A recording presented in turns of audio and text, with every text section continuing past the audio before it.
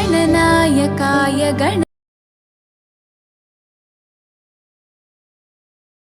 गुणशरीराय गुणाधीशाय।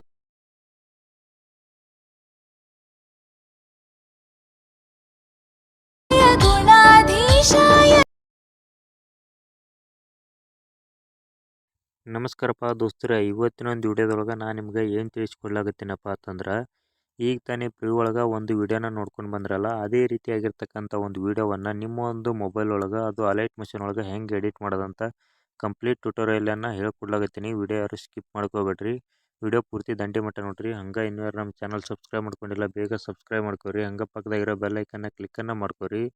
ಬರ್ರಿ ಈಗ ವಿಡಿಯೋನ ಚಲೋ ಮಾಡಮ್ರಿ.